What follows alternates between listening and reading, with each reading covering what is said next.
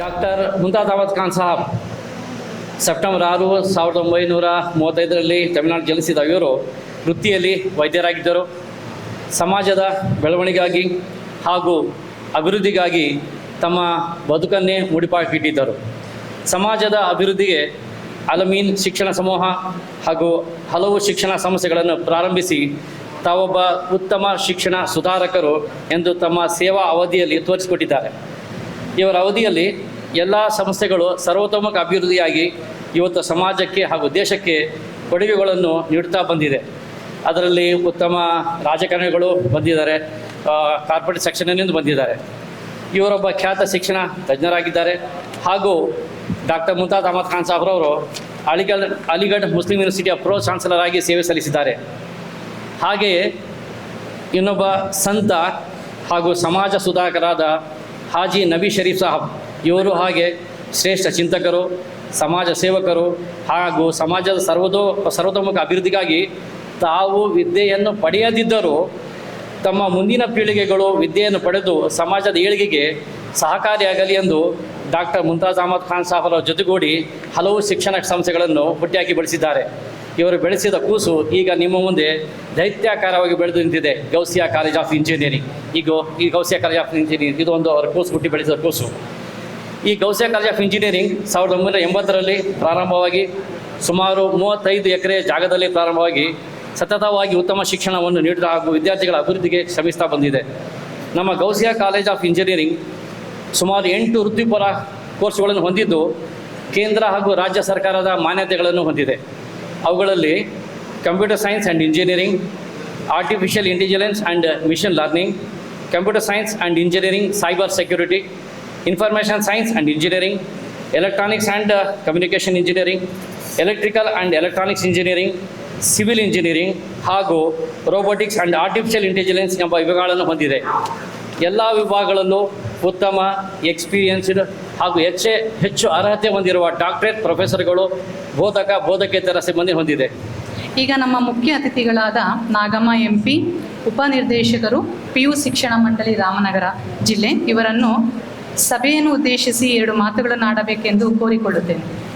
ನಿಜವಾಗ್ಲೂ ಇವತ್ತು ಎಷ್ಟು ಸಂತೋಷದ ವಿಷಯ ಅಂದರೆ, ನಿಮ್ಮ ಸನ್ಮಾನವನ್ನು ಸ್ವೀಕರಿಸುವ ಸಂದರ್ಭದಲ್ಲಿ ನನ್ನನ್ನೂ ಸಹ ಅತಿಥಿಯಾಗಿ ಕರೆದಿರುವುದು ನನ್ನ ಸೌಭಾಗ್ಯ ಅಂತ ಭಾವಿಸ್ತೀನಿ. ಜಿಲ್ಲೆಯಲ್ಲಿ ನಾನು ಈಗ ತಾನೇ 1-2 ತಿಂಗಳಾಗಿದೆ ನಾನು ಇಲ್ಲಿಗೆ ಆಗಮಿಸಿ. ಸರ್ ಹೇಳ್ದಂಗೆ ಈ ಸಲ ಉತ್ತಮವಾದ ಫಲಿತಾಂಶ ಬಂದಿದೆ. ಅದಕ್ಕೆ ಕಾರಣ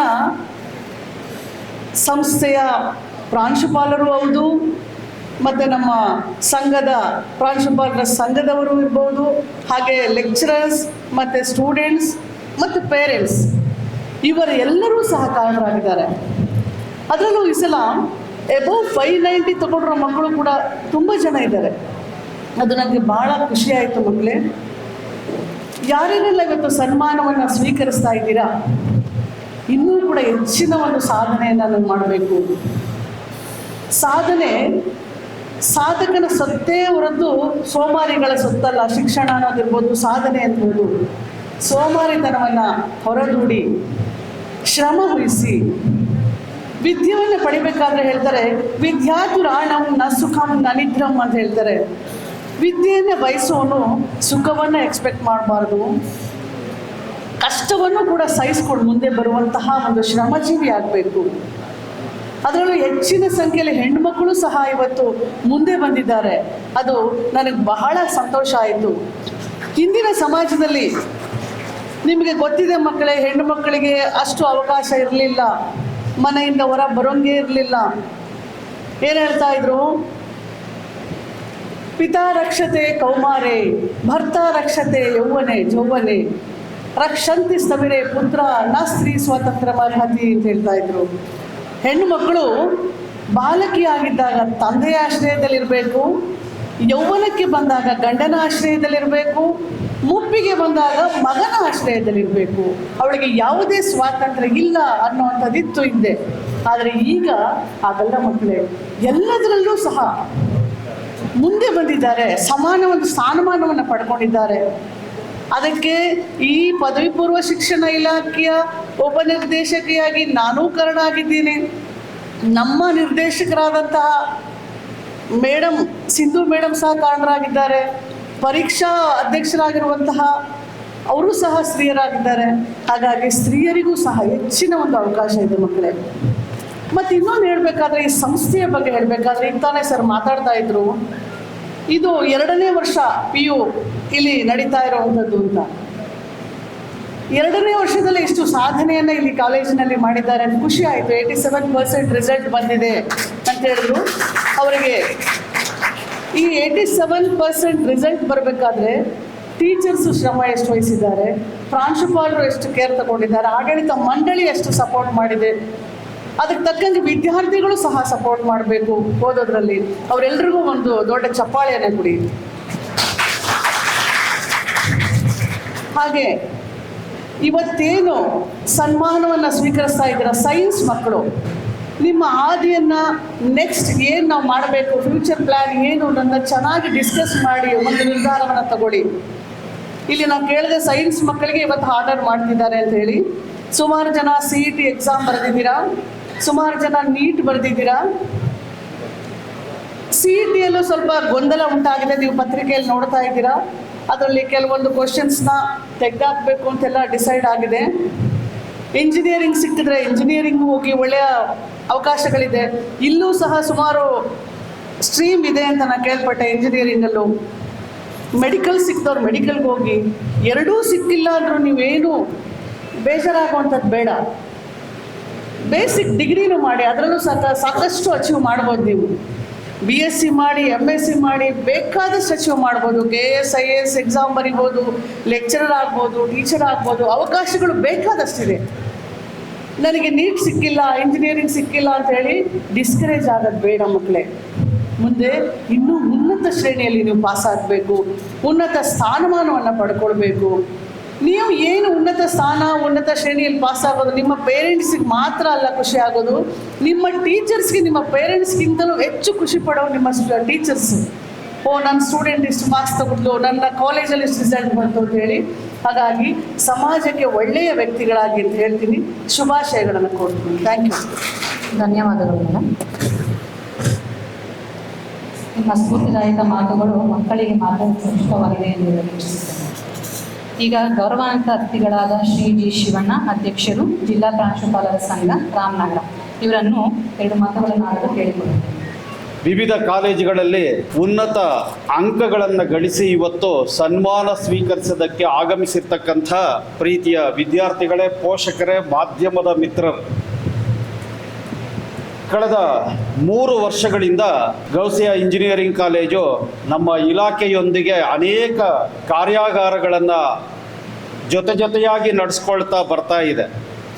ಕಳೆದ ವರ್ಷ ಈ ಕ್ರೀಡಾಂಗಣದಲ್ಲಿ ಇಂಥದ್ದೊಂದು ಕಾರ್ಯಕ್ರಮ ಆಯೋಜನೆ ಮಾಡಿದರು. ಆ ಕಾರ್ಯಕ್ರಮ ಮುಕ್ತಾಯದ ಹಂತಕ್ಕೆ ಮಳೆ ಬಂದಿತ್ತು. ಈ ವರ್ಷವೂ ಮಳೆ ಬರಲಿ ಅಂತ ಆಶಿಸ್ತಾ ಇವತ್ತು ಇಂಥ ಒಂದು ಸಭಾಂಗಣದಲ್ಲಿ ಕಾರ್ಯಕ್ರಮ ಆಯೋಜನೆ ಆಗಿದೆ.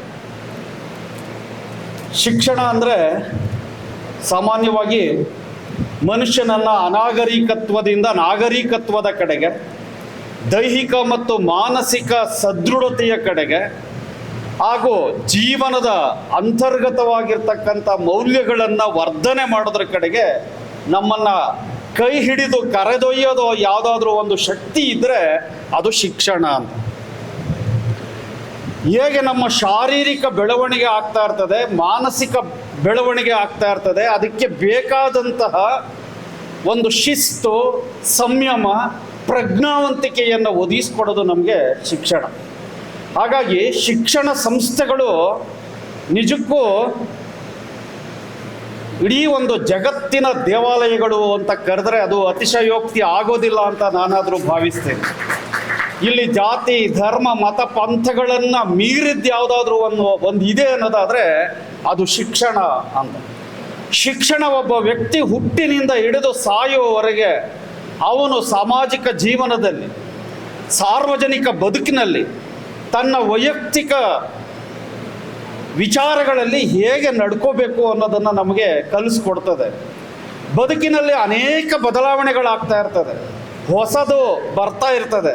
ಅದೆಲ್ಲವನ್ನು ಅರಗಿಸಿಕೊಂಡು ಮುನ್ನಡೆಯೋದಕ್ಕೆ ನಮಗೆ ದಾರಿದೀಪ ಆಗಿರೋದೇ ಶಿಕ್ಷಣ. ಆದರೆ ನಿಜವಾಗ್ಲೂ ಮನುಷ್ಯ ಶಿಲಾಯುಗದ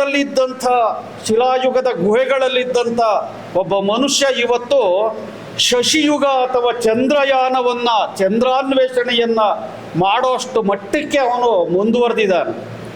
ಚಂದ್ರಯಾನ 1, 2 ಚಂದ್ರನಲ್ಲಿ ಏನಿದೆ ಅನ್ನೋದನ್ನು ನಾವಿವತ್ತು ಶಶಿಯಲ್ಲಿ ಏನಿದೆ, ಸೂರ್ಯ ಅಥವಾ ಆದಿತ್ಯನಲ್ಲಿ ಏನಿದೆ, ಇಡೀ ಭೂಮಂಡಲದಲ್ಲಿ ಏನಿದೆ, ಇಂಥ 10 ಗ್ಯಾಲಾಕ್ಸಿಗಳು ಇರಬಹುದೇನೋ, ಅವನ್ನ ತಲುಪುವ ಬಗೆ ಹೇಗೆ ಅನ್ನೋದ್ರ ಬಗ್ಗೆ ಎಲ್ಲ ವಿಜ್ಞಾನಿಗಳು ಯೋಚನೆ ಮಾಡ್ತಾ ಇರ್ತಾರೆ.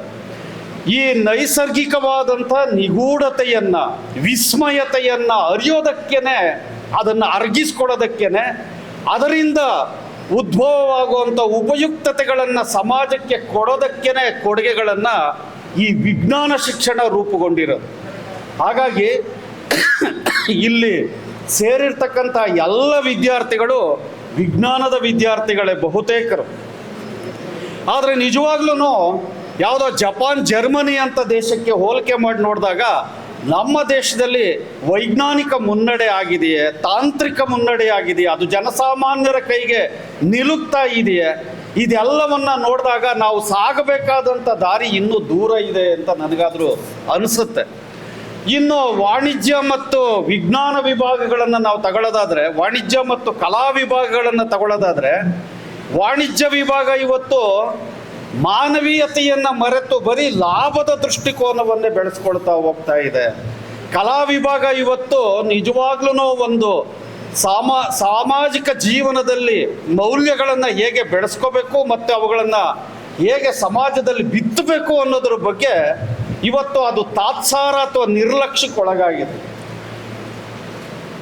ಆತ್ಮೀಯರೇ, ಯಾಕೆ ಈ 3 ವಿಭಾಗಗಳನ್ನು ಹೇಳಿದೆ ಅಂದರೆ, ನೋಡಿ, ಪ್ರೌಢಶಾಲಿನಲ್ಲಿ ಈ ಥರದ ವಿಭಾಗಗಳಿಲ್ಲ. ನಮ್ಮ ಪದವಿ ಪೂರ್ವಕ್ಕೆ ಬರ್ತಾ ಇದ್ದಂಗೆ ಕಲಾ ವಿಭಾಗ, ವಿಜ್ಞಾನ ವಿಭಾಗ, ವಾಣಿಜ್ಯ ವಿಭಾಗ ಅಂತ ವೈವಿಧ್ಯತೆಗಳು ಶುರು ಆಗತ್ತೆ. ವಿಜ್ಞಾನ ವಿಭಾಗದಲ್ಲಿ ಓದಿದಂಥವರು ವೈದ್ಯಕೀಯ ವೃತ್ತಿಯನ್ನು, ಇಂಜಿನಿಯರಿಂಗ್ ವೃತ್ತಿಯನ್ನು, ವೆಟರ್ನರಿ, ಈ ಥರ ಬೇರೆ ಬೇರೆ ಕೋರ್ಸ್ಗಳಿಗೆ ನೀವು ಹೋಗೋದಕ್ಕೆ CET, NEET, JEE ಅಂತ ಪರೀಕ್ಷೆಗಳು ನಿಮ್ಗೆ ನೆರವಾಗ್ತವೆ. ಆದರೆ ಇಲ್ಲಿ ಒಬ್ಬ ವಿದ್ಯಾರ್ಥಿ, ಅದರಲ್ಲೂ ನಮ್ಮ ಪದವಿ ಪೂರ್ವ ಶಿಕ್ಷಣ ಇಲಾಖೆಯ ಪರೀಕ್ಷೆಗಳು ಅತ್ಯಂತ ಪ್ರಾಮಾಣಿಕವಾಗಿ, ಪಾರದರ್ಶಕವಾಗಿ ನಡೆಯುವಂಥದ್ದು. ನಾವು ಪ್ರತಿ ವರ್ಷ ಒಂದು ಕಾರ್ಯಸೂಚಿಯನ್ನೇ ಹಾಕ್ಕೊಂಡಿರ್ತೀವಿ. ಯಾವ ತಿಂಗಳಲ್ಲಿ ಎಷ್ಟೆಷ್ಟು ಪಾಠಗಳು ಆಗಬೇಕು, ಎಷ್ಟು ಪರೀಕ್ಷೆಗಳಾಗಬೇಕು, ಆ ಪ್ರಶ್ನೆ ಪತ್ರಿಕೆಗಳು ಹೇಗೆ ತಲುಪಬೇಕು, ಅದರ ಜೊತೆಗೆ ನಮ್ಮ ಪ್ರಾಜೆಕ್ಟ್ ವರ್ಕ್ ಅಂತ ಈ ವರ್ಷ ನಮಗೆ ಹೊಸದಾಗಿ ಇಂಟ್ರೊಡ್ಯೂಸ್ ಮಾಡಿದ್ರು. 100 ಅಂಕಗಳಿಗೆ ಬರಿತಾ ಇದ್ದಂಥ ಪರೀಕ್ಷೆಗಳನ್ನು ನಾವು ಇವತ್ತು 80 ಅಂಕಗಳಿಗೆ ಬರಿತಾ ಇದ್ವಿ. 20 ಅಂಕಗಳು ಬಹಳ ಮುಖ್ಯವಾಗಿ ಒಂದು ವಸ್ತು ವಿಷಯವನ್ನು ತಗೊಂಡು ಆಮೂಲಾಗ್ರವಾಗಿ ಅಧ್ಯಯನ ಮಾಡೋದಕ್ಕೆ ಒಂದು ಅವಕಾಶವನ್ನು ಮಾಡಿಕೊಟ್ಟಿದೆ ಇಲಾಖೆ. ನಮ್ಮ ಜಿಲ್ಲೆ ಹುಟ್ಟಿನಿಂದ ಹಿಡಿದು ಇಲ್ಲಿವರೆಗೂ 84% ರಿಸಲ್ಟ್ ಬಂದಿರಲಿಲ್ಲ. ಈ ವರ್ಷ ಅದು ದಾಖಲೆಯ ಫಲಿತಾಂಶ 84% ಬಂದಿದೆ. ಇನ್ನು 14% ವಿದ್ಯಾರ್ಥಿಗಳು ಮಾತ್ರ ಅನುತ್ತೀರ್ಣರಾಗಿದ್ದಾರೆ. ಮುಂದಿನ ವರ್ಷ ಮತ್ತಷ್ಟು 90% ಮೇಲೆ ನಾವು ಫಲಿತಾಂಶವನ್ನು ಪಡಿಬೇಕು. ಪ್ರತಿಯೊಬ್ಬ ವಿದ್ಯಾರ್ಥಿಯೂ ಕೂಡ ಉತ್ತೀರ್ಣರಾಗಬೇಕೇ ಹೊರತು ಯಾರೂ ಅನುತ್ತೀರ್ಣರಾಗಬಾರ್ದು ಅನ್ನೋದು ನಮ್ಮ ಇಲಾಖೆಯ ಒಂದು ಉದ್ದೇಶ. ಈ ಹಿನ್ನೆಲೆಯಲ್ಲಿ ನಾನು 1-2 ಮಾತುಗಳನ್ನು ಹೇಳಿ ನನ್ನ ಮಾತುಗಳಿಗೆ ವಿರಾಮ ಕೊಡ್ತೀನಿ. ಇವತ್ತು ಶಿಕ್ಷಣ ಬೆಳೆದಂತೆಲ್ಲ ನಾವು ಏನು ಬಯಸಿದ್ದು ಅಂದರೆ ಸುಸ್ಥಿರವಾದಂಥ ಸಮಾಜ, ಸಮಾನತೆಯ ಸಮಾಜ, ಯಾವುದೇ ಕಷ್ಟಗಳಿಲ್ಲದ ಕಾರುಣ್ಯದ ಸಮಾಜ ನಿರ್ಮಾಣ ಆಗುತ್ತೆ ಅಂತ ನಾವು ಆದರೂ ಭಾವಿಸ್ಕೊಂಡಿದ್ವಿ. ಆದರೆ ಇವತ್ತಿನ ಸನ್ನಿವೇಶವನ್ನು ನಾವು ನೋಡ್ತಾ ಇದ್ರೆ ನಾವು ಸಾಗಬೇಕಾಗಿರ್ತಕ್ಕಂಥ ಸಕಾರಾತ್ಮಕ ದೃಷ್ಟಿಕೋನಕ್ಕೆ ಬದಲಾಗಿ ನಕಾರಾತ್ಮಕವಾದಂಥವೇ ಇವತ್ತು ಏರಿಕೆ ಆಗ್ತಾ ಇದೆ. ಈ ಹಿನ್ನೆಲೆಯಲ್ಲಿ ನಾನು ಯುವ ಜನಾಂಗಕ್ಕೆ ಹೇಳೋದೇನಪ್ಪ ಅಂದರೆ, ಎಲ್ಲಿವರೆಗೆ ನಾವು ನಿಯಮಬದ್ಧವಾಗಿ, ಸಂವಿಧಾನಬದ್ಧವಾಗಿ, ಮೌಲ್ಯಯುತವಾಗಿ ನಡೀತೀವೋ ಅಲ್ಲಿವರೆಗೂ ನಾವು ಎತ್ತರಕ್ಕೆ ಬೆಳೀತಾನೆ ಹೋಗ್ತೀವಿ. ಯಾವುದಾದ್ರೂ ಅಡ್ಡದಾರಿಗಳನ್ನು ಹಿಡಿದ್ರೆ ನಮ್ಮ ಬದುಕು ಅಲ್ಲಿಗೆ ಮೊಟಕಾಗುವಂಥ ಸಾಧ್ಯತೆಗಳಿರ್ತದೆ. ಅದೇ ರೀತಿ ನಮ್ಮ ಮನಸ್ಸಿನಲ್ಲಿ ಒಂದು ಪಾಪ ಪ್ರಜ್ಞೆ ಕಾಡ್ತಾ ಇರ್ತದೆ. ಹಾಗಾಗಿ ವಿದ್ಯಾರ್ಥಿಗಳೇ, ನೀವು ಇವತ್ತು ದಿನದ 24 ಗಂಟೆಗಳಲ್ಲಿ ಕನಿಷ್ಠ 8 ರಿಂದ 12 ಗಂಟೆಗಳ ಕಾಲ ಓದಿ ಈ ರೀತಿಯ ಉತ್ತಮವಾದಂಥ ಫಲಿತಾಂಶವನ್ನು ಅಥವಾ ರ್ಯಾಂಕನ್ನು ನೀವು ಪಡ್ಕೊಂಡಿದ್ದೀರಿ. ಮುಂದಿನ ದಿನಗಳಲ್ಲಿ ನೀವು ಮತ್ತಷ್ಟು ಅದ ಓದಿನ ವಿಸ್ತಾರ, ಅದೇ ರೀತಿ ಓದಿನಲ್ಲಿರ್ತಕ್ಕಂಥ ವಿಚಾರಗಳನ್ನು ಪ್ರಾಯೋಗಿಕವಾಗಿ ಅರಿತಕ್ಕಂಥ ಒಂದು ಮನಸ್ಥಿತಿ, ಹಾಗೆ ಮುಂದಿನ ಬದುಕಿನಲ್ಲಿ ನೀವು ಹೆಚ್ಚೆಚ್ಚು ದುಡಿಮೆ ಮಾಡೋದಕ್ಕೋಸ್ಕರ ಸಮಾಜಕ್ಕೆ ಮತ್ತು ಸ್ವಂತಕ್ಕೆ ಸ್ವಲ್ಪ, ಸಮಾಜಕ್ಕೆ ಪೂರ್ಣ ಪ್ರಮಾಣದಲ್ಲಿ 14 ಗಂಟೆ 18 ಗಂಟೆ ದುಡಿತೀನಿ ಅನ್ನುವಂಥ ಒಂದು ಸಂಕಲ್ಪವನ್ನು ಇಟ್ಕೊಂಡು ಯಾವುದೇ ಕಾರಣಕ್ಕೂ ನಾವು ಒಳ್ಳೆ ಮಾರ್ಗದಲ್ಲೇ ನಡಿಬೇಕು ಅನ್ನೋಂಥ ದೃಷ್ಟಿಕೋನವನ್ನು ಇಟ್ಕೊಂಡು ನೀವು ದುಡಿದಿದ್ದೇ ಆದರೆ ನಿಜವಾಗ್ಲೂ ನಮ್ಮ ದೇಶ ಅತ್ಯಂತ ಸುಸ್ಥಿರವಾದಂಥ ನೆಲೆಯಲ್ಲಿ ಅಭಿವೃದ್ಧಿಯನ್ನು ಕಾಣುತ್ತೆ.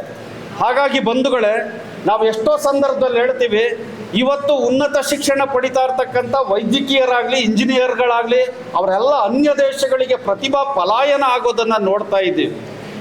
ಡ್ರೈನ್ ಅಂತ ನಾವು ಹೇಳ್ತಾ ಇದ್ದೀವಿ. ಅಲ್ಲಿ ಹೋದಂಥವರು ಅಲ್ಲಿನ ವಾತಾವರಣ, ಅಲ್ಲಿನ ನಿಯಮಗಳು, ಅಲ್ಲಿನ ಒಂದು ಪರಿಸ್ಥಿತಿ, ಅಲ್ಲಿನ ವೇತನ, ಅಲ್ಲಿನ ಸೌಲಭ್ಯಗಳಿಗೆ ಮಾರು ಹೋಗಿ ಅಲ್ಲೇ ನೆಲೆ ನಿಂತುಬಿಡ್ತಿದ್ದಾರೆ. ಇಲ್ಲಿ ತಂದೆ ತಾಯಿಗಳಿರ್ತಾರೆ, ದೂರದ ದೇಶಗಳಲ್ಲಿ ಮಕ್ಕಳಿರ್ತಾರೆ. ಆದರೆ ನಾನು ಹೇಳೋದೇನಪ್ಪ ಅಂದರೆ, ಈ ಬಾಂಧವ್ಯಗಳು ದೇಶಗಳ ನಡುವೆ ಬಾಂಧವ್ಯ ಬೆಳೀಲಿ, ವಿಶ್ವ ಸಮತೋಲನವಾಗಿ ಅಭಿವೃದ್ಧಿ ಹೊಂದಲಿ. ಆದರೆ ನಮ್ಮ ಪರಂಪರಾಗತವಾದಂಥ ಗುರು ಹಿರಿಯರನ್ನು, ತಂದೆ ತಾಯಿಗಳನ್ನು ರಕ್ಷಣೆ ಮಾಡ್ತಕ್ಕಂಥದ್ದು, ದೇಶಕ್ಕೋಸ್ಕರ ಕೊಡುಗೆ ಕೊಡ್ತಕ್ಕಂಥದ್ದು, ಸಮಾಜವನ್ನು ಪ್ರೀತಿಸ್ತಕ್ಕಂಥ ಮೌಲ್ಯಗಳಿದೆಯಲ್ಲ, ಅವೆಲ್ಲವೂ ಕೂಡ ನಿಮ್ಮ ಬದುಕಿನಲ್ಲಿ ಮೊಳಕೆ ಹೊಡೆದು ಹೆಮ್ಮರವಾಗಿ ಬೆಳೀಲಿ ಅಂತ ಹಾರೈಸ್ತಾ ನನ್ನ ಕೆಲವು ಮಾತುಗಳನ್ನು ವಿರಾಮ ಕೊಡ್ತಿದ್ದೀನಿ. ನಮಸ್ಕಾರ. ಏಕತೆಗೆ, ಬಾಂಧವ್ಯಕ್ಕೆ ಶಿಕ್ಷಣವೇ ಮೂಲ ದಾರಿ ಎಂದು ಯುವ ಜನಾಂಗಕ್ಕೆ ಬಹಳ ಅಚ್ಚುಕಟ್ಟಾಗಿ ಸಂದೇಶ ತಲುಪಿಸಿದ್ದೀರಿ ಸರ್, ಧನ್ಯವಾದಗಳು. ಈಗ ನಮ್ಮ ಸಂಸ್ಥೆಯ ಪರವಾಗಿ ರಾಮನಗರ ಜಿಲ್ಲೆಯ ವಿವಿಧ PU ಕಾಲೇಜಿನಲ್ಲಿ ಅತ್ಯುತ್ತಮ ಅಂಕಗಳೊಂದಿಗೆ ತೇರ್ಗಡೆಯಾದ ಈ ಶೈಕ್ಷಣಿಕ ಸಾಲಿನ ಸಾಧಕರು ಮತ್ತು ಆ ಕಾಲೇಜಿನ ಪ್ರಾಂಶುಪಾಲರಿಗೆ ಸನ್ಮಾನದ ಸಮಯ.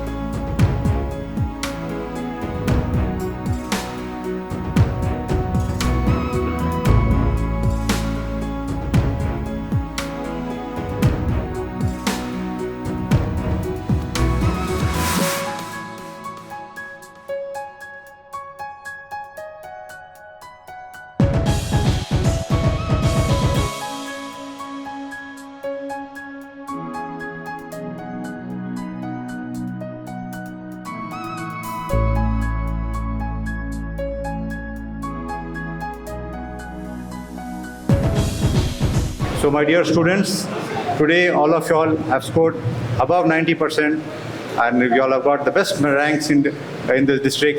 But always remember to be humble.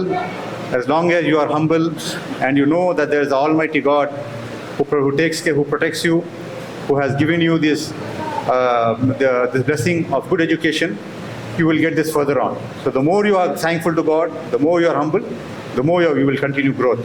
So remember that. In Al-Amin and Gausia, I am the chairman of Al-Amin Education Society and secretary of Gausia. We always respect and honor merit. Whatever you are from, wherever you're from, whatever background, whichever region of Karnataka or India, any student who is studying well, who is getting good marks, in our hearts we have a lot of respect for them and we honor them. And not only that, we help them ahead also. If they have any difficulty in education, we make sure that we can solve that problem so that good students move ahead. So this is the love we have for good students, for merit and for education. Anywhere in the world you go, as long as you have the skill and you're a meritorious student and you have the knowledge and merit, you will survive and you will do well. So this habit that you all have developed of getting good education and getting good marks, Keep this on. Let it be with you for the rest of your life. Now you have got the taste of success. Now you know what happens when you get good marks. You know you will be honored and respected. Your parents will get honored because of that. So now, the further studies that you do in your graduation and post-graduation, continue to do this, excel, continue to get distinction, continue to be distinction students. And this habit of excelling should always be in you now.